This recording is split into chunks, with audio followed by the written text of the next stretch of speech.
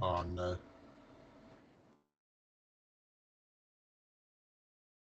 You need to cancel that. um, oh, hello, Krishan. Someone's at work.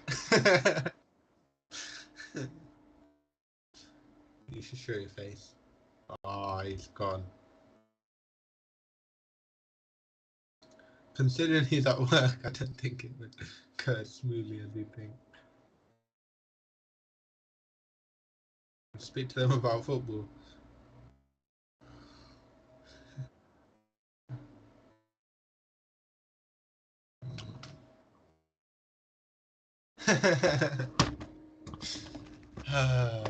This MK guy is such a fraud.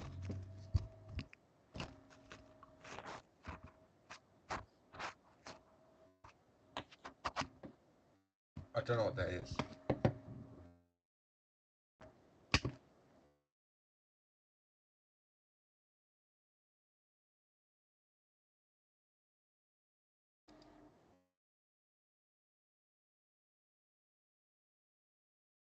So what are we promoting then? Your mug.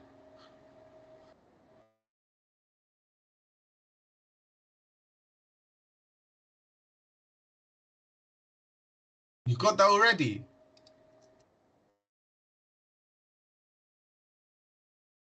Uh-huh. Oh, right.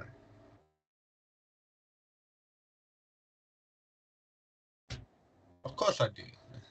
I just read them fraudulently.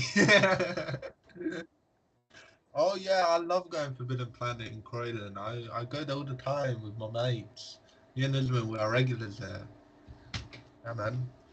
That's what I was supposed to do. Go on the schmick schmock. Two more notifications. Hello, Scott, with 1,000 followers. Thank you for liking my video, mate. But you know, can you sort your life out? That's what I wanted to do. Stay here, switch, go on to YouTube, go on to. Oh, for fuck's sake, Mike. I'm sorry. And I did you dirty. Yeah, just fuck off down there. Okay. All knowledge. This one. Then we go.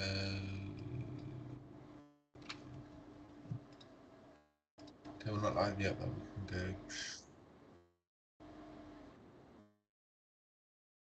Sure. And then I can link it and be like, where live? Okay, let me reload.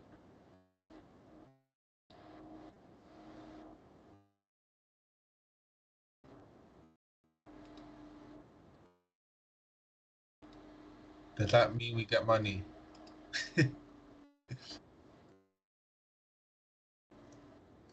Oh yeah, then do that.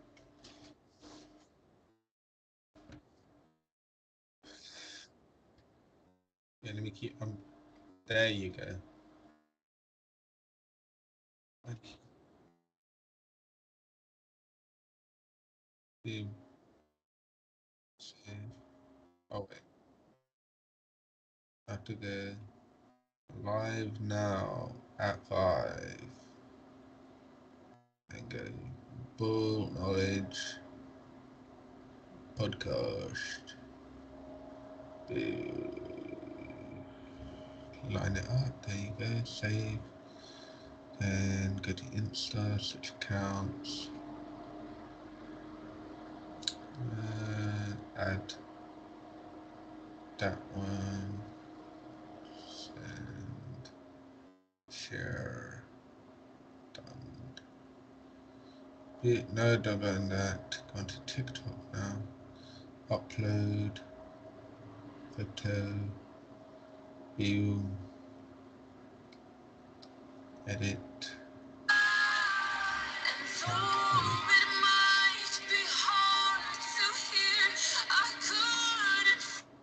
Yeah, I don't know what you're talking about, to be honest. Let's go. This week in sports.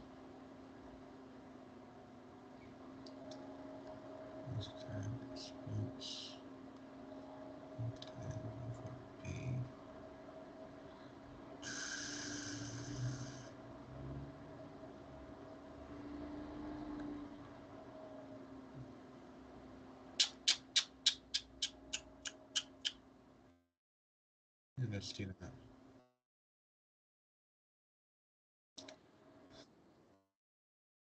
Boom, posters. If the Big Six was a team, part 3. I mean, your defense was shit. Is it snowing tomorrow? I don't bloody know.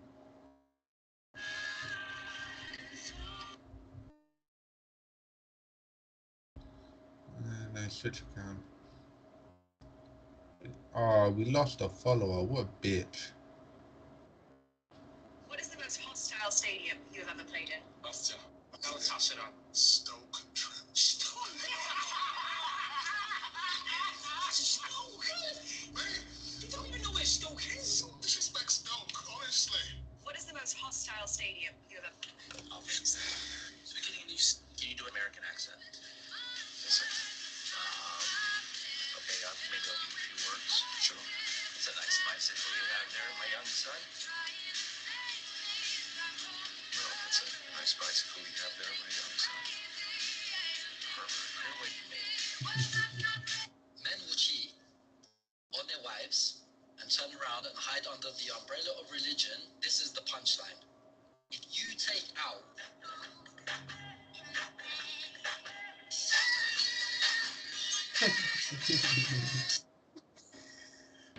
When the ocean scene at the end, turn your camera. Okay, for fun.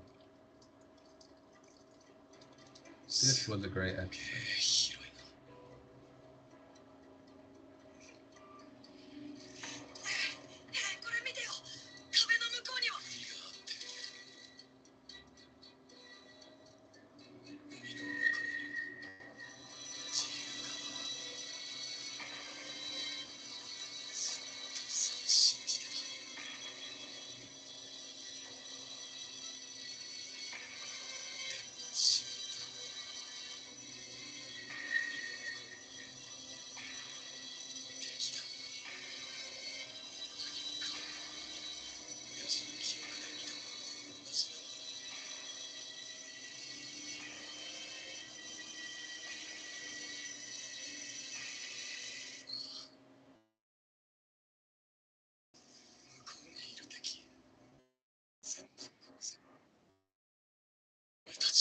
Horizon. Man, how Attack on Titan is so good. They made a whole episode on them going to the beach or to see the sea, and it's a fantastic television episode. I love it. It's so good. Oh my god.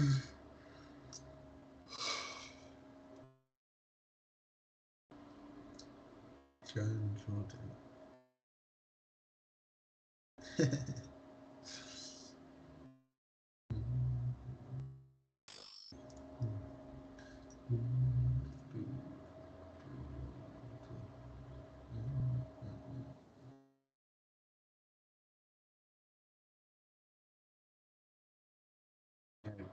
Go for your brothers.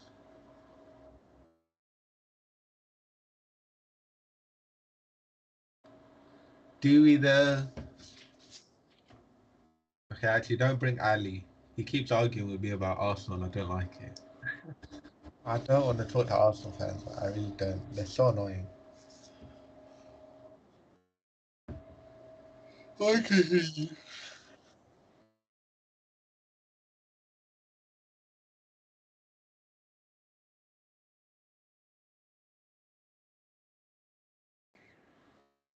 I'm outside right now. I didn't anticipate this.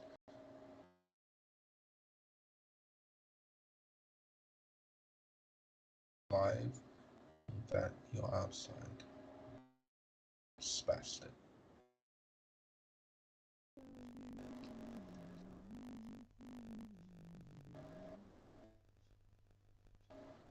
How did you not anticipate What? it?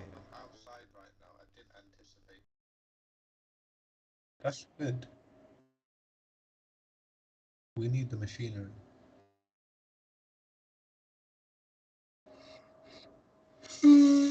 Oh gosh.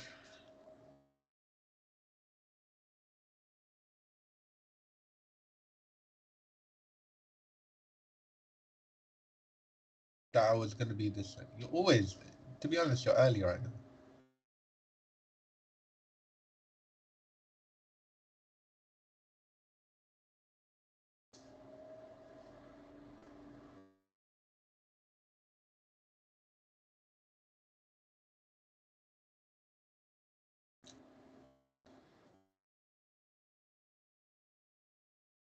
Come on, mate.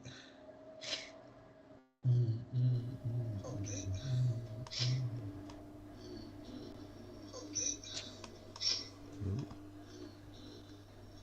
Testing. Testing. Oh, lovely.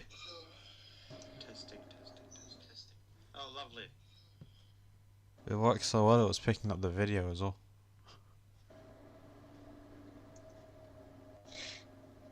Oh God. Do do do do do do do do do do do do do do do do do do. Horizon Forbidden West might be the best open world game I've ever played. Dunno about that one yet. Alright, let's make a start. Okay. Well, no one's here, but regardless, welcome everyone to the Ball Knowledge Podcast. As always, I am your host, Asman, and I'm joined once again by Aslam. Aslam, how are you? Great. I mean, I'm looking at the Elden Ring reviews, and maybe I should play this game. It's getting just loads of 10s. I'm serious, like 1, 2, 3, 4, 5, 6, 7, 8, 9, 10, 11, 12, 13, 14, 15 different sites all gave it a 10 out of 10. Damn. My God. I didn't like the gameplay, and I don't think it's my type of game, but maybe I'll have to check it out. My word. Fair enough. Let's go check the cricket score now. Yes. 48 for free. Oh my God. You guys suck. Alright everyone. Well, we are back. We are back with This Week in Sport. We didn't do the debate episode yesterday, but that's fine. Aslan, you ready to start? I'm always Alright, before we start, I do have a question for you, Aslan. Oh no. Do you like to read comics? I mean, of course I do. Do you love to physically hold comics and read them that way? Well, of course. How else are you going to read it? We are legal people. Exactly. Do you also love to buy Funko Pops and other nicotine knacks? Yeah, I've got a Draco Malfoy one for some reason. Well, I think that proves the point. did you know you can get all of these at Forbidden Planet? Yay, my favourite place. Yes, and online, not just in Croatian. Well, True, there's... with Forbidden Planet, we are now affiliate marketing people with them, and so we have a code which will be in the description below. It's a BK Podcast, all caps. I repeat, BK Podcast with all caps. Oh my God. Yeah, so Please, use the code. We need money. Buy something. Buy whatever you want. Exactly. Just make sure you use the code. It doesn't have to be expensive. It just has to. You just have to use the code. Exactly. Please use the code. Yeah, we're gonna be like them Fortnite YouTubers now. We're just gonna bang the code everywhere. You know. Yeah, Rota Show Use used to this do. code.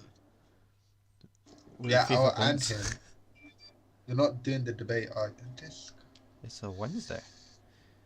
For the people who don't know what we're talking about, MK, in his infinite wisdom, is confused because he thinks we're doing the debate episode today. But it's a Wednesday. And he's late again, as always. But is anyone surprised that MK's late? You know, it's a personality trait at this point. Yeah, Being late. that's I've got 4 articles from The Athletic to read. Lovely. Alright, we'll get started. We will get started, Aslam. We'll start off with football as we always do. Last week we'll start off with the Champions League. What a game day it was for Liverpool, winning away Of course we won. Oh, what a surprise. at I Inter mean, I Milan. was hearing reports that we were outcoached after not conceding a single shot on target. But that's just what haters love to say. Oh, I mean, Klopp has been outcoached about 14 times in the last 3 weeks, and we've lost 2 in 47. So if that's being outcoached, then My God, we're the shittest team around, and Klopp is the worst manager in the league Um, because it seems like everyone outcoaches him. I know away goals don't mean anything anymore, but winning 2-0 away at the San Siro was a brilliant achievement by this Liverpool team. Of course, man. San Siro is a historic stadium. You need to always win. About whenever you get to these big stadiums, you always need them wins because then it builds your own sense of confidence in yourself so that you don't get overawed by this situation, which of course we won't be because this is still the side that mainly won the Champions League anyway. Yep. So we shouldn't be surprised. But yeah, the sides are great. Who else played on last Wednesday? It was Bayern. Yes, Bayern Munich drew 1-1 with Salzburg away from I'm home. so annoyed. Salzburg should have won that, man. There was this one situation where the keeper came out, the guy had two defenders in net, and he went for a shot instead of pulling it back. I was so disappointed. And then Bayern went and did what Bayern do, and they scored a late goal. And it was like, well, this just happens, doesn't it? I know the away goal doesn't matter much, but it leaves the tie very balanced, to be honest, even though we all think Bayern will still get through. Yeah, that's true. On the Tuesday last week, we saw PSG beat Real Madrid 1-0. Mbappe, Yeah. what a player. What a goal as well. Yeah, I mean, it's just Mbappe, innit? He's really took charge of the team. I didn't think Madrid played bad though. I thought they could have, or they should have at least got a draw out of it. Yeah, I mean, that's what they came to do. And, fair play to them. If they want to come for a draw away, then that's their I prerogative. think that's what people were complaining about the away goals thing, is that they feel like teams don't have motivation to score away from home now, which is why Madrid just set up to. But here's my counter to that, right? You still need to win. It relies on this fallacy that before everyone just went hell for leather for an away goal. It's like whether or not it counts or not. It's like now it's like whoever's the better team over the two legs will win.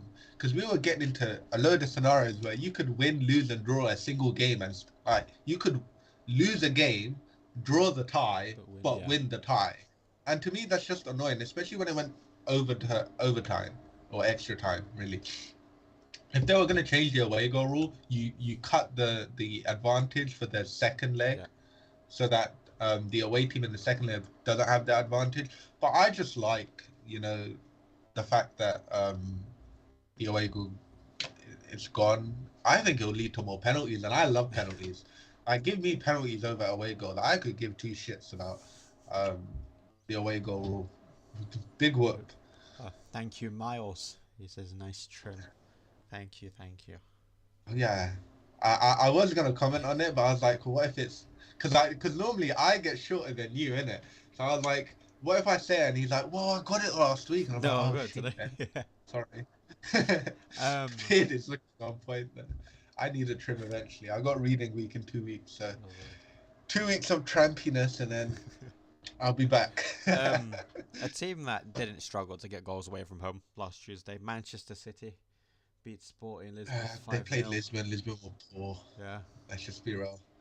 I mean, I think that on 90 Min, I know we shouldn't plug our channels, but we might as well. Boovie made a good point in that he said Man City recently have gone on a run where they haven't really played anyone difficult or like proper difficult, and maybe that contributed to why their loss on the weekend, which we'll talk about, because like Liverpool, it's like every time we get into a match, it's not as comfortable as City's, but that means that we're always at 100% going in, and if something sets us back, we can counter that quickly and we'll be on it, and then we're more ready for challenges. Whereas City is just like it's a procession, which is what we've said all season, and maybe at this point it's hindering them, and maybe that's hindered them in the Champions League in the past because everyone's built up City to be this unbeatable, impregnable side, and maybe they start to believe that.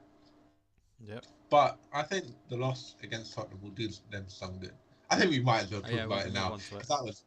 That was brilliant. For those who don't know, at the weekend, Tottenham went to the Etihad and beat Manchester City 3-2. What a game! Oh, it was incredible. I mean, Like, first of all, that fourth official, what's his name, Craig Yeah. Pawson? How do you like them apples? Yeah. Please look more depressed. I know, like, this referee has been poor to us in the past. So anyone that's worried about what he's going to do, I mean, he's shat on us in the past anyway. We're pissed regardless. But I mean, Harry Kane, fair play. I've called you the most shameless footballer in the league multiple times. If this is the way to like bat back against those allegations, fair enough. I'll take it 5 times a week. Thank you very much. This is audition for Maybe. Manchester City, as they would like to say. Well, that's what they want to Yeah. say. I don't think it's an. I think City have moved on from him. Because realistically speaking, I mean, you could get maybe 3-4 years at best out of Kane, and then you see a very noticeable dip. I think this is Kane's reintroduction to Spurs. Because he'd done the role that he's wanted to do to perfection at a higher level than he's done it before, in my opinion. Like before, it was like, yeah, he would quarterback, as he would like to say, the attack normally, but this one was against a big side, and the display of passing range incredible. The passes he actually pulled off for the first goal, and then the finishes for the second and the third, and even the offside goal that he had. They were great, movement great. And the thing is, I know people will look at it and say, well, Spurs must have counter-attacked. But all of their goals didn't come from counter-attacks. They came from Spurs building the play well and beating the Man City press. And from incredibly poor defending from Man City. Now, I want to highlight this, right? People will look at Trent, right? Yeah.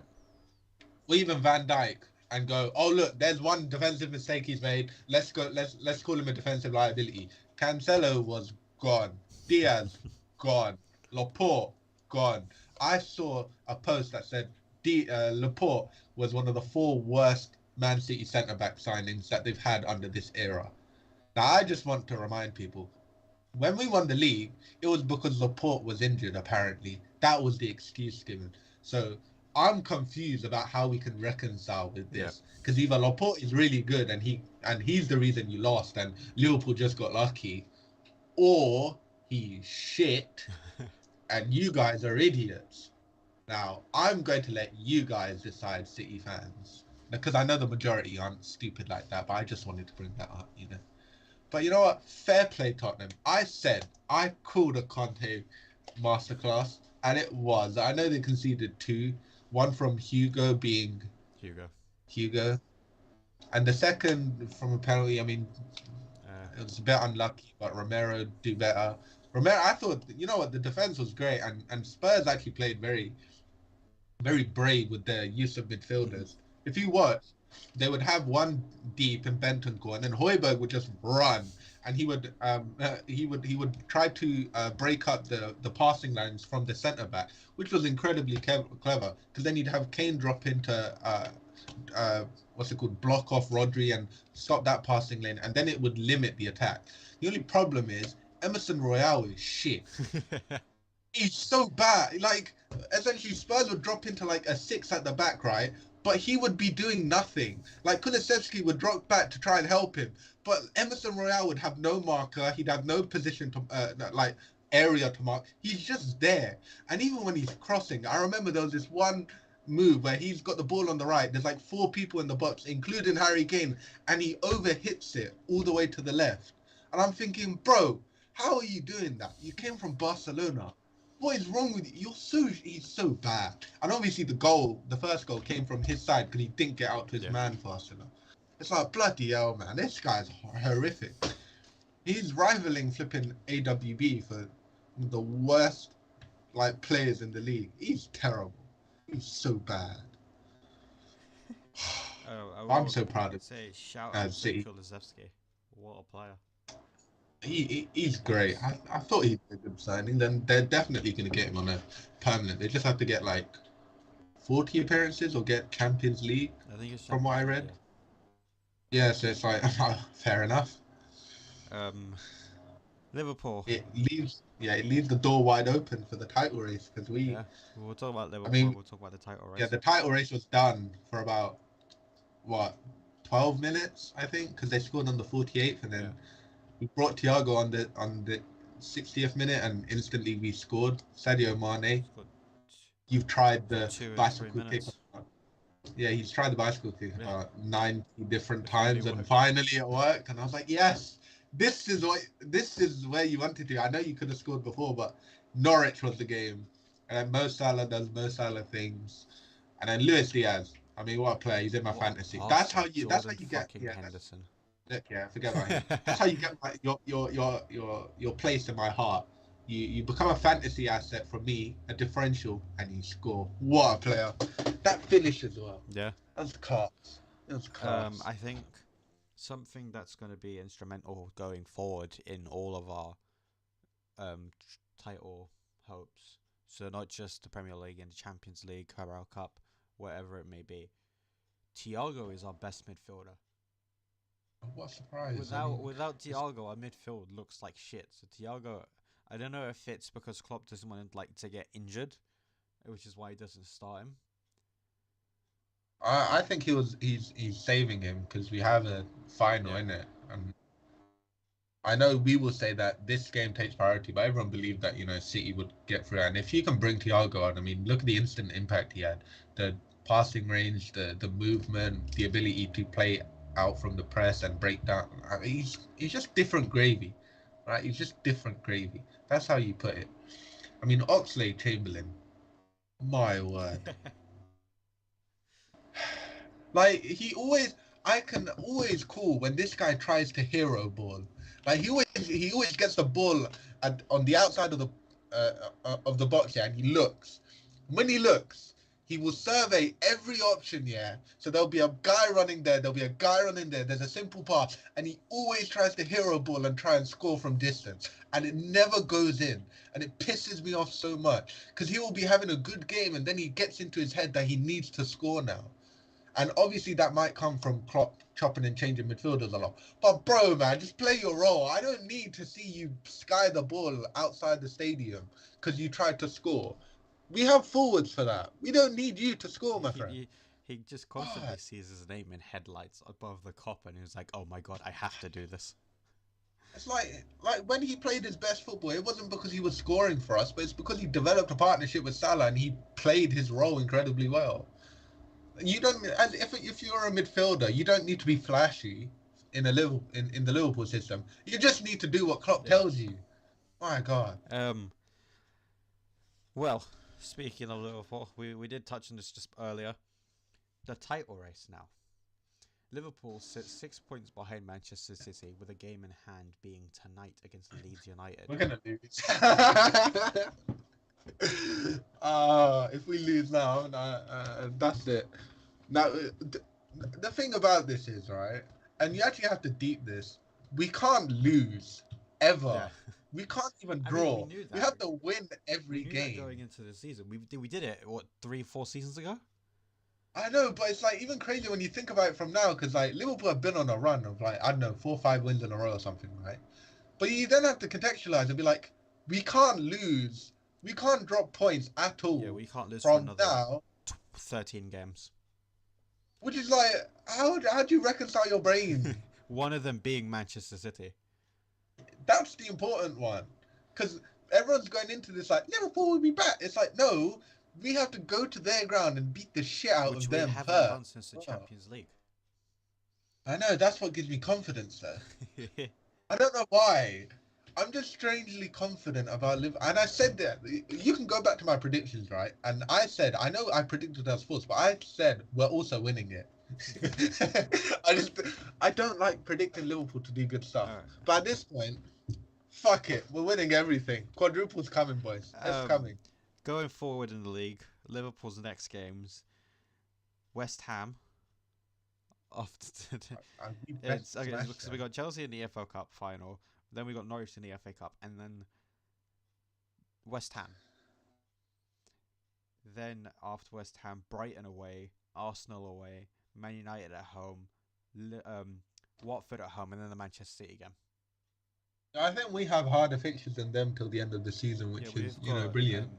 We still have Arsenal, United, and Tottenham to face. They've already got us.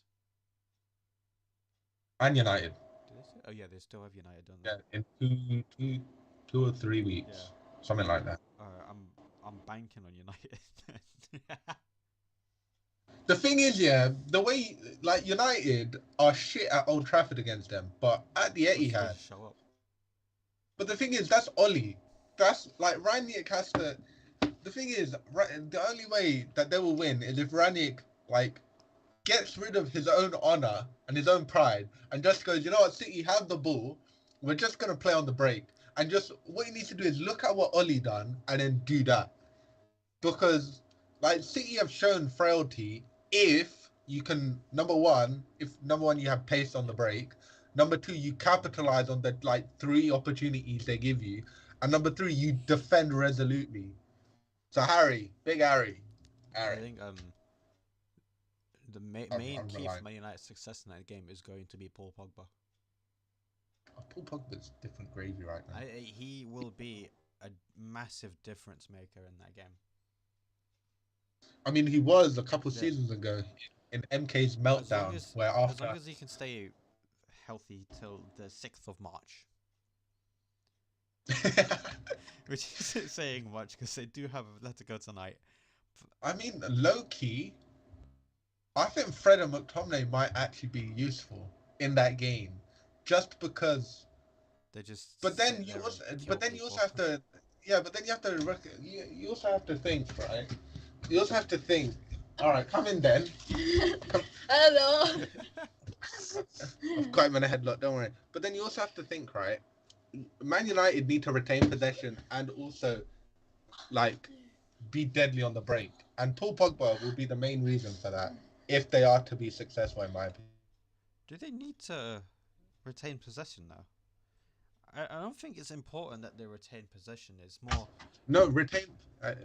I meant retain possession as in when they get the don't ball, fuck up. like, yeah, because if you have Fred and McTominay, when they have the ball, I mean, the chances are, off the ball, they're decent. On the ball, they're horrendous.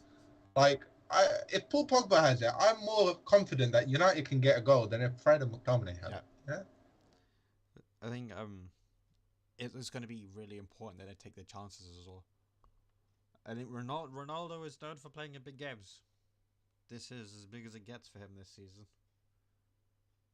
I hope so. I mean, it's a chance to do City dirty. Come on, Speaking mate. of Man United. Wait.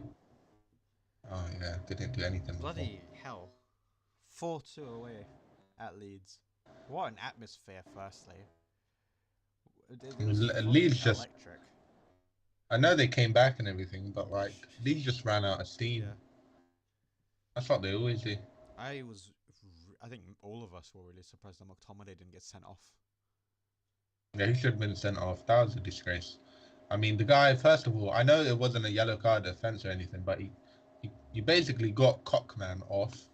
And then he went in for, like, it wasn't even 2. It was, like, 3 challenges that could have been red cards in themselves, but were given in as yellows. And I was like, I know the referee wants to play the occasion, but you shouldn't play the occasion. You go to the rules.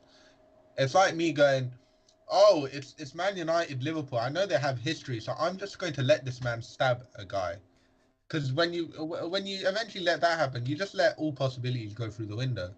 And it's like, come on, man. Just do your job and move on. It's not like anyone likes referees anyway. Like, regardless, you're going to get clowned, whether you play the occasion or not. He didn't get booked till the 78th minute. He's a spastic. But for Man United fans, it should be like, oh, look, we've got someone that actually cares, at least.